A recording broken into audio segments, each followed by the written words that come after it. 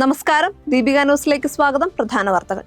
ശബരിമല സ്വർണ്ണക്കൊള്ളയുമായി ബന്ധപ്പെട്ട കേസുകളിലെ അന്വേഷണം ഏറ്റെടുക്കാൻ തയ്യാറാണെന്ന് ഹൈക്കോടതിയിൽ CBI. ശബരിമലയിലെ സ്വർണ്ണപ്പാളികൾ കടത്തിയതുമായി ബന്ധപ്പെട്ട കേസിന് അന്തർ സംസ്ഥാന ബന്ധങ്ങളും അന്താരാഷ്ട്ര പുരാവസ്തു മാഫിയയുമായി കണ്ണികളുമുണ്ടെന്ന ആരോപണങ്ങൾ ഉയർന്നിരുന്നു. ഈ സാഹചര്യത്തിൽ ഹൈക്കോടതി നിർദ്ദേശിക്കുകയാണെങ്കിൽ കേസ് ഏറ്റെടുക്കുന്നതിൽ തടസ്സമില്ലെന്നാണ് CBI കോടതിയെ അറിയിച്ചത്. നിലവിൽ സംസ്ഥാന പോലീസ് രൂപീകരിച്ച പ്രത്യേക അന്വേഷണ സംഘം നടത്തുന്ന അന്വേഷണം മന്ദഗതിയിലാണെന്ന് കോടതി നിരീക്ഷിച്ചിരുന്നു. അതേസമയം ശബരിമല ക്ഷേത്രത്തിലെ സ്വർണ്ണക്കൊള്ളയിലെ സാമ്പത്തിക ഇടപാടിൽ എൻഫോഴ്സ്മെന്റ് ഡയറക്ടറേറ്റ് അന്വേഷണത്തിന് തുടക്കമിട്ടിട്ടുണ്ട്.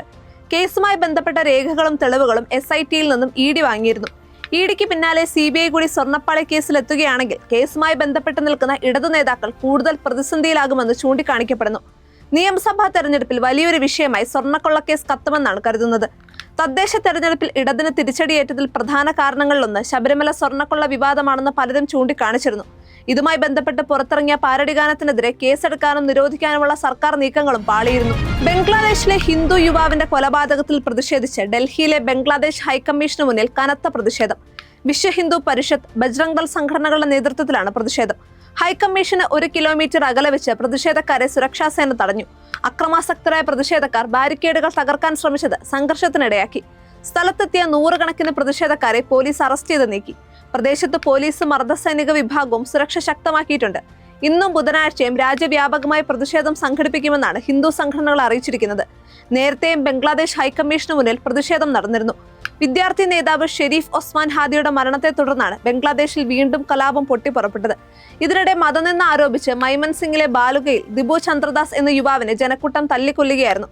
കൊലപാതകത്തിനു ശേഷം അദ്ദേഹത്തിന്റെ ശരീരം മരത്തിൽ കെട്ടിത്തൂക്കി കത്തിച്ചതായും റിപ്പോർട്ടുകൾ പറയുന്നു.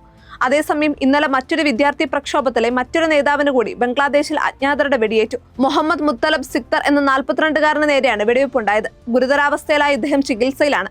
നാഷണൽ സിറ്റിസൺ പാർട്ടി നേതാവാണ് സിക്തർ.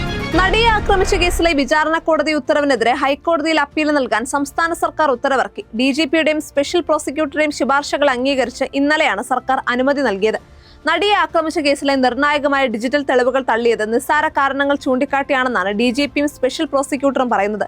എറണാകുളം പ്രിൻസിപ്പൽ സെഷൻസ് കോടതി 8ാം പ്രതിയായിരുന്ന ദിലീപ് ഉൾപ്പെടെയുള്ള 4 പേരെ കുറ്റവിമുക്തരാക്കിയ നടപടിയെ ചോദ്യം ചെയ്താണ് സർക്കാരിന്റെ അപ്പീൽ. മുഖ്യമന്ത്രി പിണറായി വിജയനുമായി അതിജീവിതം നടത്തിയ കൂടിക്കാഴ്ചയ്ക്ക് പിന്നാലെയാണ് അപ്പീൽ നടപടികൾ വേഗത്തിലാക്കാൻ സർക്കാർ തീരുമാനിച്ചത്. മധ്യപ്രദേശിൽ നിർബന്ധിത മതപരിവർത്തനം ആരോപിച്ച് അന്ധയായ യുവതിയെ പോലീസിന് മുന്നിൽ വെച്ച് മർദ്ദിച്ച് BJP നേതാവ്. ജബൽപൂർ BJP വൈസ് പ്രസിഡന്റായ അഞ്ജു ഭാർഗവയാണ് അതിക്രമം നടത്തിയത്. മധ്യപ്രദേശിലെ ജബൽപൂരിലെ ക്രിസ്ത്യൻ ആരാധനാലയത്തിൽ വെച്ചായിരുന്നു സംഭവം. യുവതിയുടെ കൈപിടിച്ച് തിരിച്ചും മുഖത്ത് കുത്തിപ്പിടിച്ചും BJP നേതാവ് തട്ടിക്കയറുന്നതിന്റെ വീഡിയോ പുറത്തു വന്നിട്ടുണ്ട്. ഈ ജന്മത്തിൽ അവർ അന്ധയാണ്, അടുത്ത ജന്മത്തിലും അവർ അന്ധയായി തന്നെ തുടരുമെന്നും അഞ്ജു ഭാർഗവ അധിക്ഷേപിച്ചു. വനിതാ നേതാവിന്റെ അതിക്രമത്തിനെതിരെ വ്യാപക പ്രതിഷേധം ഉയർന്നിട്ടുണ്ട്. പാകിസ്ഥാന് വേണ്ടി ചാരപ്പണി ചെയ്ത 2 പേർ പിടിയിൽ. ഐജാസ് അഹമ്മദ് ഭട്ട്, ബഷീർ അഹമ്മദ് ഗനായ് എന്നിവരാണ് അറസ്റ്റിലായത്.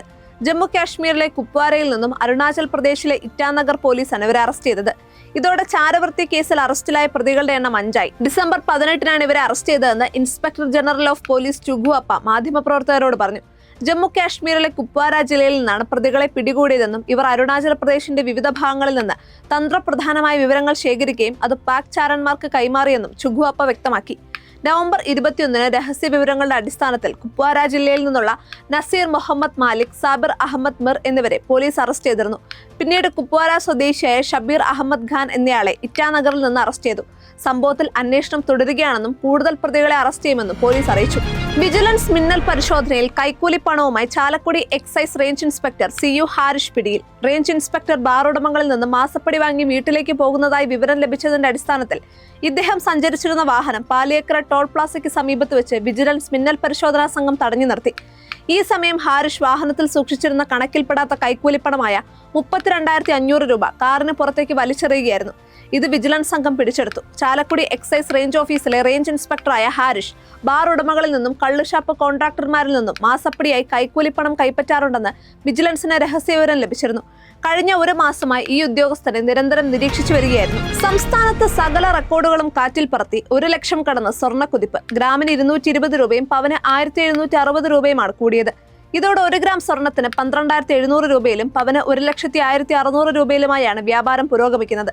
അതേസമയം 18 ക്യാരറ്റ് സ്വർണ്ണവില ഗ്രാമിന് 180 രൂപ ഉയർന്ന് 10,440 രൂപയിലെത്തി. നെടുമങ്ങാട് അഴീക്കോട് ഗ്യാസ് അടുപ്പ് കത്തിക്കുന്നതിനിടെയുണ്ടായ പൊട്ടിത്തെറിയിൽ പൊള്ളലേറ്റ് ചികിത്സയിലായിരുന്ന 2ാമത്തെ ജീവനക്കാരിയും മരിച്ചു. പാലോട് പ്ലാവറ സ്വദേശിനി രാജിയാണ് രാത്രി 12ഓടെ മരിച്ചത്. തിങ്കളാഴ്ച പുലർച്ചെയാണ് രാജിക്കൊപ്പമുണ്ടായിരുന്ന സിമി സന്തോഷ് മരിച്ചത്. അപകടത്തിൽ പൊള്ളലേറ്റ് ചികിത്സയിലായിരുന്ന അഴീക്കോട് സ്വദേശി നവാസ് ശനിയാഴ്ച രാത്രി മരിച്ചിരുന്നു. കഴിഞ്ഞ 14-നാണ് അപകടമുണ്ടായത്. ക്രിസ്മസ് കാലത്ത് കർഷകരെ പ്രതിസന്ധിയിലാക്കി കുട്ടനാട്ടിലെയും കോട്ടയം ജില്ലയിലെയും ചില പ്രദേശങ്ങളിൽ പക്ഷിപ്പനി. കുട്ടനാട്ടിൽ 8 പഞ്ചായത്തുകളിലായി 20,000-ലേറെ താറാവുകൾ ചത്തത് പക്ഷിപ്പനി കാരണമെന്നാണ് സ്ഥിരീകരണം. ഇക്കാര്യം കേന്ദ്ര മൃഗസംരക്ഷണ മന്ത്രാലയം സർക്കാരിനെ അറിയിച്ചു. ആലപ്പുഴയിൽ നെടുമുടി, ചെറുതന, കരുവാറ്റ, കാർത്തികപ്പള്ളി, അമ്പലപ്പുഴ തെക്ക്, പുന്നപ്ര തെക്ക്, തകഴി, പുറക്കാട് പഞ്ചായത്തുകളിലെ ചില വാർഡുകളിലാണ് രോഗബാധ. കോട്ടയത്ത് കുറുപ്പന്തറ, മാഞ്ഞൂർ, കല്ലുപുറയ്ക്കൽ, വേളൂർ എന്നീ വാർഡുകളിലാണ് രോഗബാധ കണ്ടത്. പാലാ നഗരസഭാ ഭരണം പിടിക്കുന്നതുമായി ബന്ധപ്പെട്ട് ബിനു പുളിക്കക്കണ്ടവുമായി കൂടിക്കാഴ്ച നടത്തി CPM നേതാക്കൾ. മന്ത്രി VN വാസവനും CPM ജില്ലാ സെക്രട്ടറി TR രഘുനാഥനും ഒന്നിച്ചെത്തിയാണ് കൂടിക്കാഴ്ച നടത്തിയത്. കൂടിക്കാഴ്ചയിൽ ബിനു പുളിക്കക്കണ്ടത്തിന്റെ ആവശ്യങ്ങൾ LDF അംഗീകരിച്ചതായാണ് വിവരം. എന്നാൽ മുന്നണി പ്രവേശനത്തിൽ ബിനു പുളിക്കക്കണ്ടം ഇതുവരെ തീരുമാനമെടുത്തിട്ടില്ല. അതേസമയം ബിനു പിന്തുണ പ്രഖ്യാപിക്കാത്തത് UDFൽ ആശയക്കുഴപ്പത്തിനിടയാക്കിയിട്ടുമുണ്ട്. ഇരു മുന്നണികളുമായും ചർച്ച നടത്തുമെന്നാണ് ബിനു പുളിക്കക്കണ്ടത്തിന്റെ നിലപാട്. ബിനുവും മകൾ ദിയയും സഹോദരൻ ബിജുവും സ്വതന്ത്രരായി മത്സരിച്ചാണ് വിജയിച്ചത്. 26-അംഗ ഭരണസമിതിയിൽ LDF 12, UDF 10 എന്നതാണ് കക്ഷിനില. UDF ഔദ്യോഗിക സ്ഥാനാർത്ഥിക്ക് ബദലായി 19-ാം വാർഡിൽ മത്സരിച്ച് വിജയിച്ച സ്വതന്ത്ര സ്ഥാനാർത്ഥി മായ രാഹുലിന്റെ നിലപാടും നിർണായകമാകും. ബിനു UDFനെ പിന്തുണയ്ക്കുമെന്ന് കരുതിയിരിക്കെയാണ് നാടകീയ നീക്കങ്ങൾ. ഇതോടുകൂടി പ്രധാന വാർത്തകൾ അവസാനിച്ചു. സത്യസന്ധമായ വാർത്തകൾ അറിയാൻ ദീപിക ന്യൂസ് ഫോളോ ചെയ്യൂ.